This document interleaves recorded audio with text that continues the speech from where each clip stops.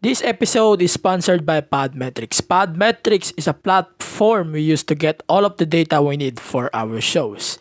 For more details, visit podmetrics.co and use the code TMTGShowPod. And again, that's podmetrics.co and use the code TMTGShowPod.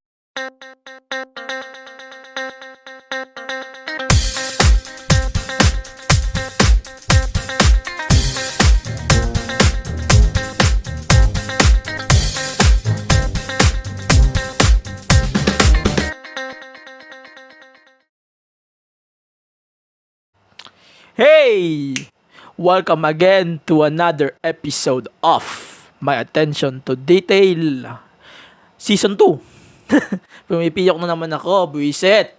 So, for today's episode, sabi ko sa teasers, nag-tease ako few days ago, 2 days ago, 3 days ago, na we are going to mix two immortal fan bases sa kasaysayan ng buhay ko. Mahirap eh. Kasi alam nyo, tangina, bago ko patuloy itong kasitan na to, nag-i-scroll ako sa lahat ng pinupuntahan ko madalas, Facebook, Twitter, sa IG, sa Discord, or sa kahit saang ano man na planeta saan makarating. Ang una ko laging nakikita sa mga newsfeed ko on the past few days is it's either Mama, it's either Takeover, may review na ako, check nyo na lang. Takeover, and then Twice. Ang weird eh. Ang weird, sobra. Na as a wrestling fan, gusto ko makikita ko lang Takeover as a one siguro. Ang nakikita ko madalas is Takeover. Yung nangyari nga sa Mama last Sunday. Sunday, December 5 or 6. I don't remember the exact date. But still, we're here because yun ang isa sa mga reasons. And number 2, I want to rant something about Monopoly. Wait lang, tama ba? Whatever it is. Ganito lang kasi yan. Pupunta na muna ako sa point ko, right?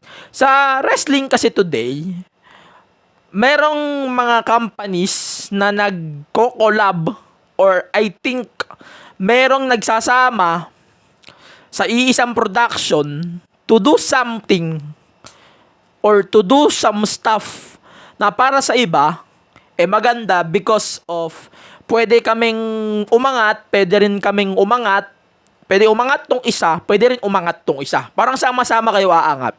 But, sa direction na nakikita natin sa WWE right now, parang hindi natin nararamdaman tong mga promotions na to, na kung ano yung mga pinaggagawa nila, wala silang pakialam. Alright? Parang ang dating kasi sa akin, nung mga nangyayari right now in WWE, is pointless, man. Imagine this, folks. Paulit-ulit na match sa pay-per-view. 2, 3, 4, 5, 6, 7, 8. Mahigit pa. Nakakabuisit. Then, magtutuloy-tuloy yung build-up sa mga weekly shows, talk shows, bullshit shows, crap shows.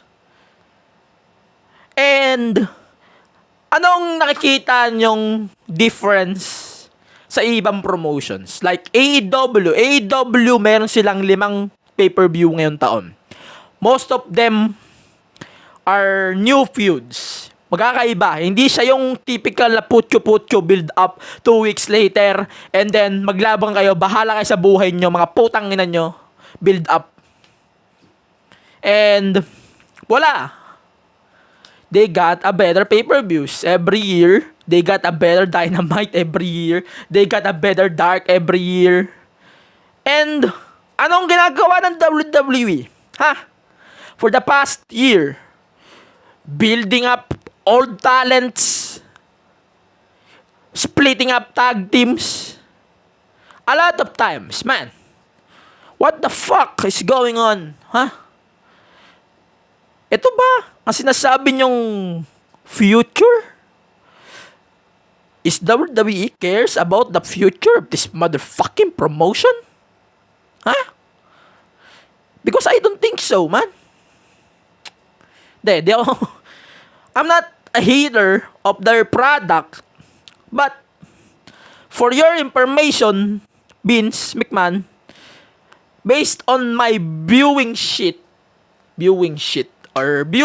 whatever it is, based sa mga napapanood ko right now, your product is still falling down from its bullshit to worst bullshit.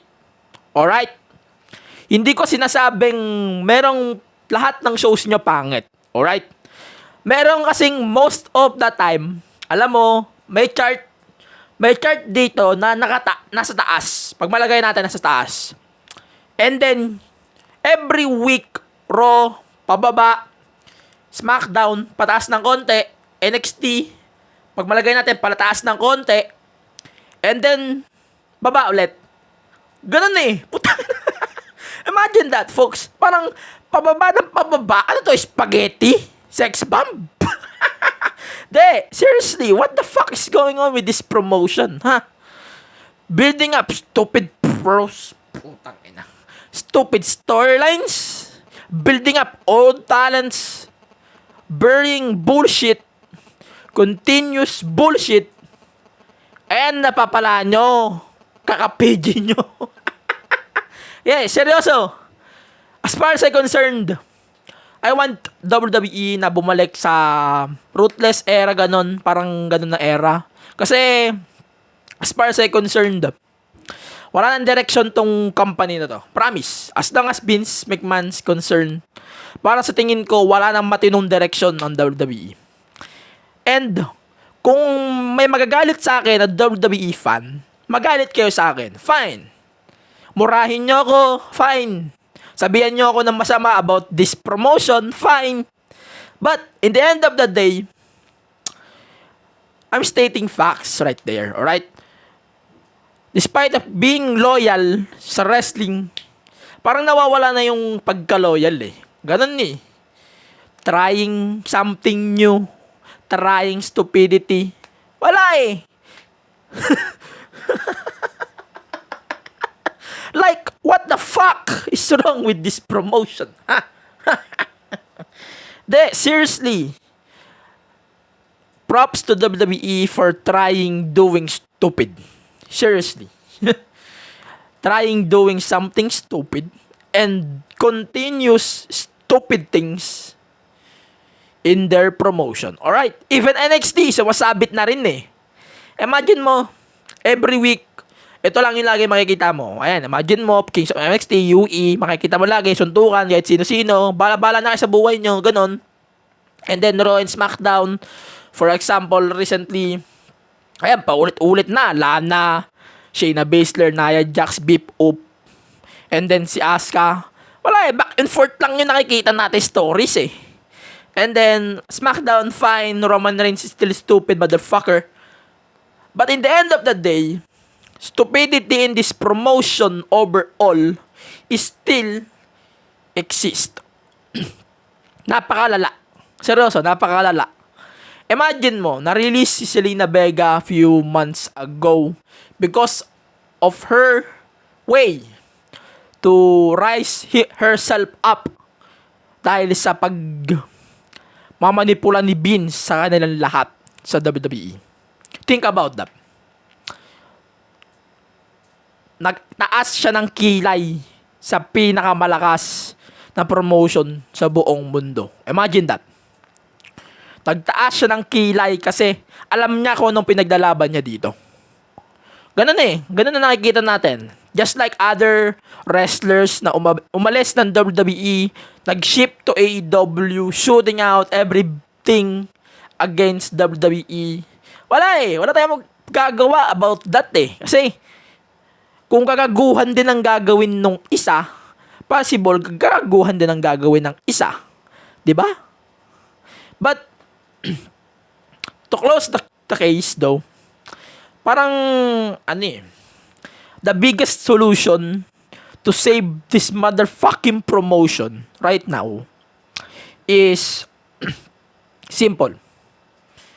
Take Vince out of his position and let Triple H run that damn promotion.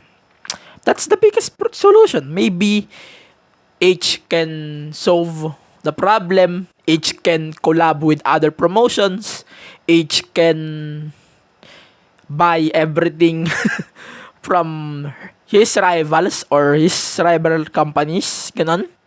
But as far as Vince concerned, na nagtataas ng kilay din, na gusto siya lang ang wrestling company sa buong mundo, hindi mangyayari lahat ng gusto nating mangyari. Diba? Imagine that, folks. To close the case, eto. Na-imagine nyo ba na nawawalan na kayo ng gana manood ng WWE shows? Na-imagine nyo ba na ayaw nyo na rin manood ng Raw, SmackDown, NXT, UK, or even 205, or even their pay-per-views because of its stupidity content, or even its mishandling or something? Kasi, in my perspective, ganun na nangyayari sa akin right now. Parang, sa tingin ko, wala na silang direction. Parang sa tingin ko, they're throwing some matches, they're throwing events just for money. Sick. Team.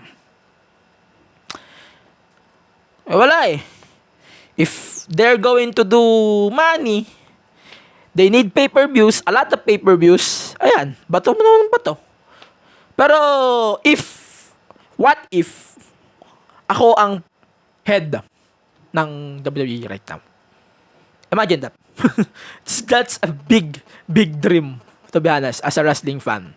To be a chief operating officer or chief executive officer of a promotion.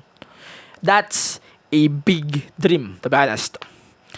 So, if ako yon, I want to reduce their pay-per-views from 13 to 20 pay-per-views to 12 pay-per-views.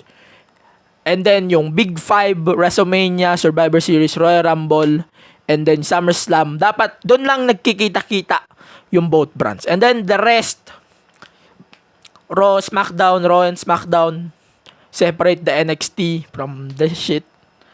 But that's the wait lang. Yun ang way to save their company na para makapag-build sila ng magagandang storylines. They can build better storylines naman But based sa mga nakikita natin, hindi na They're trying to build longer storylines na ginagawa na rin ng AEW na nagwo-work sa kanila, sa WWE, hindi. Parang ganun They're building up 2, 3, 4 weeks notice and then suntukan kayo, maglabang kayo every week. On pay-per-view, maganda yung laban nyo. Pagbalagay natin ganun. But, to close the case agad. Tangin na, lagi na ako nagko-close the case, Bishop. Basta yung summary ko lang dyan. Huwag nyong gagawing per month Kasi pay-per-views every month ng WWE is now bullshit.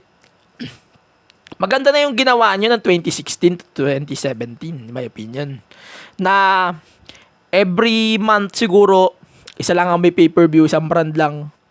And then, continuous na build-ups for their storylines. They can do it naman Kahit nga yung nangyari ng 2003 or 4, ganun ang gawin nyo, promise. Siguro, maraming babalik na mga manonood dyan. And then, gumawa na lang kayo ng mga special episodes. Ganun siguro. Yun na mag-save sa inyo sa promotion na yan. Yun din siguro ang mag-save sa inyo sa mga katangahan nyo. End of discussion. So, let's move on to the next thing na gusto kong i-discuss. Let's discuss Mama 2020. So, as a newbie here in this fan base, di ko kasi pwedeng i-distinguish kung ano yun eh, kasi baka sabihin nyo, bandwagon ka lang naman eh, baka sabihin eh, di ka naman loyal sa fanbase. But seriously, man, I love Mama. Alright, 2020, that's the biggest daw. According to the some sources, yun ang biggest event na ginawa ng Mama so far. And, ito yung mga na-observe ko eh. Medyo, nag-observe kasi ako kasi parang feeling ko, I want to watch it again eh. So, that 5 hours, almost 5 hours, diba? Mas malala yung nangyari sa akin doon. Nung WrestleMania 35, I think. Almost nakatulog na ako noon, putya. Naalala ko bigla na nanonood ako ng WrestleMania 35 noon. Umpisa pa lang, gising na ako 4 a.m. until alos 1 a.m. 1 p.m. And then, ganun na lang nakikita kong comparison eh. And then, 5 to 11 kasi dito sa atin, sa scenario ng Mama. So, ang Twice, nag-perform second to the last, which is 10 p.m. So, nag-wait ako eh. Nag-wait ako, 5, 6, 7, 8, 9. Imagine that, 4 hours. Nagantay tayo lahat. And, parang ang lala nung nangyari sa akin. Pero, siguro may nagustuhan din akong performance sa mga nangyari sa event na yan. But, I want to point out, 3. Alright, 3. Number 1 is iZone. I love iZone, to be honest. Sa first impression ko pa lang nung nakita ko iZone. Kasi, alam ko meron dong isang member din nung 16 nung sa Twice din. I love 16's, wait lang. I love, iZone. Tama ba ako? Tama nyo na lang ako pag mali ako, So, I love iZone. Kasi parang, sabihin nyo na marami sila, but, parang nagbibigayan sila ng rules eh. Hindi lahat, parang, alam mo yun, isa lang ang gagawa nung lead, isa lang ang gagawa nung dance, isa lang ang gagawa nung sing, ganun eh. Parang walang sapawan, lahat may role eh.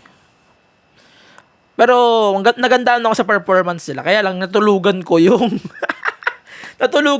dahil 7 p.m. pa eh. Putang ina eh. Nag-aantay ako alas 10 pa nag-perform yun Twice. So, natulog na muna ako nun. Baka kabuisit.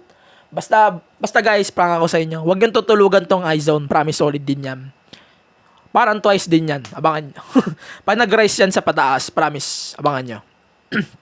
And then, yun, BTS. Grabe, nakakatulog talaga ako dito. 11 p.m. na ata nag-perform ang BTS, if I'm not mistaken. 10:30 to 11. Sobrang ikli. Mas may ikli pa to dun sa last year. Kasi, sa pagkakaalala ko, nag-check ako ng ilang videos ng BTS na concert daw kasi every year yung mga mama nila. So, chinek ko yun and hindi ko nakita yun this year. But fine, as a, viewer lang naman, fine lang sa akin yun. Kasi sabi rin ng doon, may kulang eh. Parang may kulang din sa kanila. Same sa Twice din. But, pwede pa yun ma-improve. Pag may bumalik na yung nawala sa BTS nun, babalik pa naman yun as far as concerned.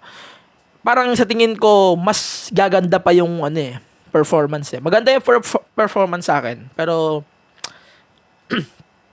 parang may kulang.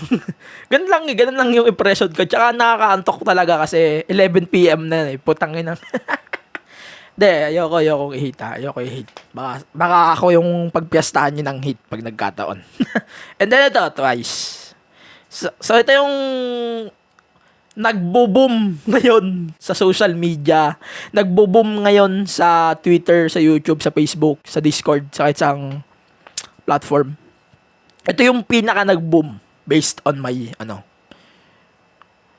sa mga nakikita ko. Kasi grabe yung nirelease nilang kanta na, yung nilabas nila nung Mama na Cry For Me. Grabe yung kanta na yung putya. Parang, nag-tease sila Gio, sila na yun, doon sa B-Live na parang marami doon nagsasorry na once And then, sabi, okay lang nun, na galing naman sa inyo yung award namin. Which is, yung People's Award, I think. Wait lang, tama nyo na nga lang ako. Basta yun. May award sila doon na nakuha na galing sa crowd, sa tao. And then, ayun, pinerform nila yung, yung Cry For Me. Grabe man. Para sa akin, tong kantan to, bagay na bagay ito sa mga newbie. Alright? Parang sa tingin ko, if napakinggan nyo tong kantan to, promise, parang hindi ka may hesitate na i-stan mo sila. Promise. Seryoso. Guarantee ko yan sa inyo. Sisiguraduhin ko na yan. Magandang investment yun na mag-stan ka sa Twice. Doon pa lang sa kanta na yun, kitang-kita mo yung maturity nila, yung lyrics ng kanta, putang ina. And then, alam mo yung tawag ba doon? Yung choreography nila, grabe man. Woo! Solid. And sa katunayan, sa Philippines, trending pa din ang performance na yon ng Twice. Number 1 na ata siya as of recording. And, wala superb talaga Kung sinama nyo to sa I Can't Stop Me siguro, ito yung papakinggan nyo, hindi yung isa na I Can't Stop Me mismo sa EP. Baka ito yung papakinggan nyo kaysa doon. Tutulugan nyo tong I Can't Stop Me, panigurado. But still, superb. Damn it. Yun na lang muna. Sabi ko nga, pinagsama ko. Pero conclusion na lang ako, right? Wag yung tutulugan tong tatlong Promise, wag yung tutulugan tong mga group na to. Seryoso. Parang they're building up their own shit for the future na groups na pwedeng mag-rise or pwedeng umangat for the future na mga groups ganon. And isa tong tatlong groups na to sa mga pwedeng magpundasyon papunta sa future natin as a K-pop thing. And sa conclusion ko naman sa wrestling na yan, sabi ko nga, Beans, don't act like a stupid kid na kala mo binigyan ka lang ng applause, ng palakpak, gagawin mo na lahat or i-reject mo na lahat ng mga pinaggagawa ng mga talents mo. Be thankful. And doon sa isang walang hiya, hindi ko mention, pero imagine mo yun, 9 months. What? 9 months bago mo na-realize na kailangan pala ng testing? What the fuck? 9 fucking months. Imagine that, folks. But, for now, sabi ko sa inyo, follow the podcast on Spotify, Apple Podcast, Google Podcast, sa Anchor, sa The MTG Show Podcast app on the Google Play Store, and then follow the podcast on Facebook, Twitter, Instagram. Twitter and Instagram, that's The MTG Show Pod. And on Facebook, ayan, The MTG Show Podcast. And then the Discord chat, andun pa din yung links. Yung Facebook group natin, andun pa din yung links. And ano pa ba sasabihin ko? Yung Shopee and Lazada link is still available sa mga gustong bumili ngayon 12/12. Use my links below sa description ng episode na to. Sa description ng post ko sa group, sa mga groups man yan. Kahit sa group man yan, support the podcast, support the Philippine Podcast Directory, support other podcasts like Wrestling After Work, the Wrestling Podcast, also yung The Geeky Ones, and other podcasts na alam natin na nakakasama na rin natin for the past few days. And ayun, bothpinas.com, visit that link, and both Philippines.com. Makikita nyo yung mga details about the upcoming 2022 elections. Pwede na rin kayo magpa-register pala actually online sa Comelec. Check nyo na lang yung mga offices na malapit sa inyo for more details about that. And again, pala may personal accounts pala, AG Penera, on Twitter, Instagram, Facebook, alam mo na yan. Yun na lang. So again, forgive me sa lahat ng nagawa, sa lahat ng binigo ko doon sa yun, shit na yun. And also, patawad sa sarili ko na ginawa ko na rin tong episode na to. Sinira ko na yung pangako ko before na I'm not going to put irrelevant stuff sa wrestling, aside sa wrestling here in the podcast. But still, we're here. Thank you. See you on the next episode. Stay safe, stay raso. And see you on the year-end bash episodes. Peace.